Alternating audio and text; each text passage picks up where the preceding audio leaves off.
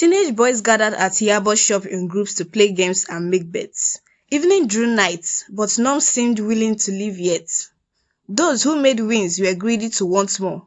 Those who were losing hoped to recover as they played on.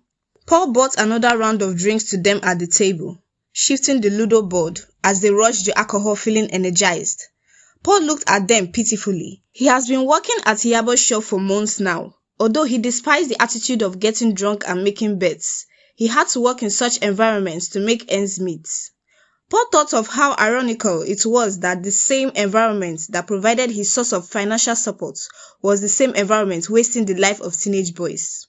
"You don't try today, night they come, start they go home," Yabo said to him as he returned to the counter with a tray of empty bottles. Yabo had been running the shop for years now. Both men and boys often end up spending their last penny there.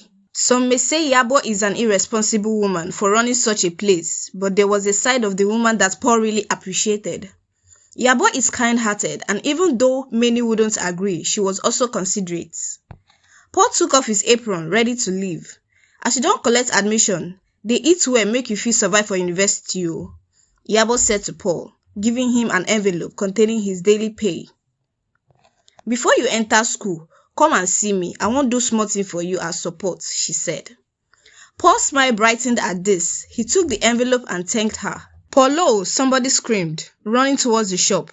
Paul turned, dipping the envelope in his pocket. "Waiting?" he asked.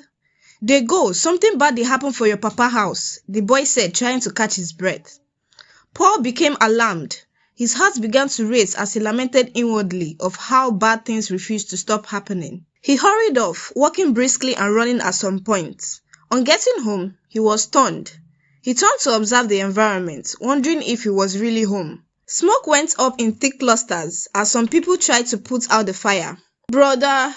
his younger sister cried, running towards him. She kept pointing towards their house in flames as she whispered, "Mama, Papa." Paul rushed towards the burning house, but was stopped by the adults there. "Your parents must have turned to ashes by now," they said.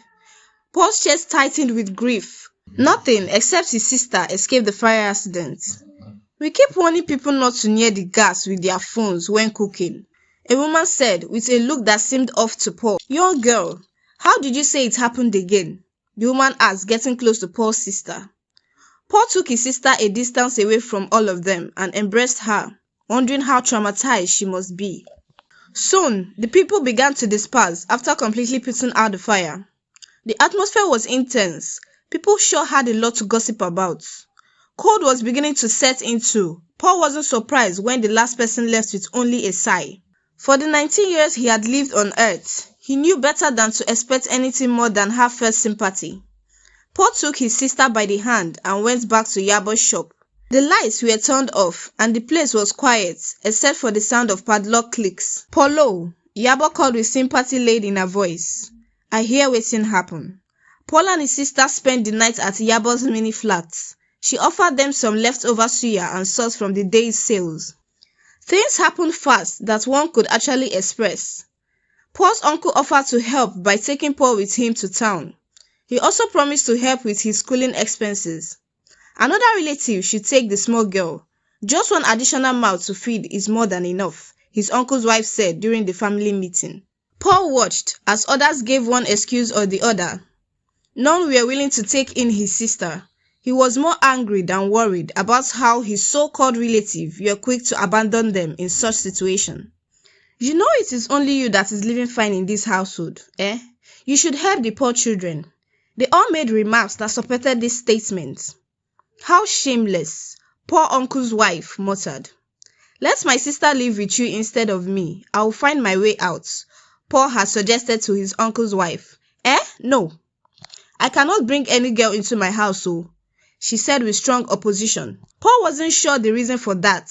It was common among women to despise the idea of bringing their female relatives to their matrimonial home, reasons best known to them. But it was different in this case, as his sister is the man's relative. His uncle couldn't say much either. He seemed wrapped around his wife's decision. "I will send her to one of my relatives," his uncle's wife finally said after much persuasion. The idea didn't go well with Paul, but his other relatives were quick to accept the offer without much consideration. I pray somehow your young mind find understanding in this unfair world. Paul prayed for the first time after his parents' death. He kissed his sister on the forehead and watched his aunts-in-law take his sister away. It's been a month already. None of his relatives even made as little effort as finding the kind of person his sister was to live with.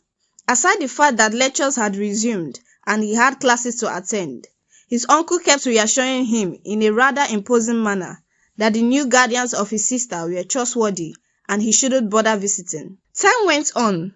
Paul enjoyed his stay at his uncle's place in contrary to what he has been expecting. His uncle's wife was very gentle towards him in a way that he sometimes questioned. His uncle was a very busy toy, always on business trips. The couple were yet to have children, so most times, Paul and his uncle's wife had each other's company. She was kind-hearted to a fault, according to Paul's point of view. She made sure her husband settled Paul's educational expenses at due time. The only thing she refused to grant him was wish to visit his sister and her guardian parents. Due to how kind-hearted she was to him, he let himself be satisfied with conversation he often had with his sister on calls. One evening, Paul was sitting in the living room, scrolling through his phone when there came a knock on the door. Another midnight class? He muttered with displeasure as he scrolled through the last text on his phone before going to get the door. "We are from Jehovah's Witness," he asked aloud with disdain, looking at their Bibles and flyers. We are here to..." Before they could finish their statements, Paul slammed the door closed. He hissed, "Where was God when my parents died?" he muttered, obviously having not yet overcome the grudge he held. He sat back to continue going through his phone, but the knock came again. He wanted to ignore, but the knock came repeatedly. Paul walked back to the door, already thinking of how to pour out his anger on them, but was surprised to find his aunt at the door instead. "Ma, you are back early," he said, stuttering, as his frown began to fade. She looked upset as she walked in. She threw her bag on the center table and asked Paul to come sit next to her. She wrapped his palms in hers and gently stroked them, her eyes holding pain. Paul wasn't sure how to process the situation. He definitely was worried about her, but felt her attitude was awkward. "Auntie, what do you want?" he asked innocently.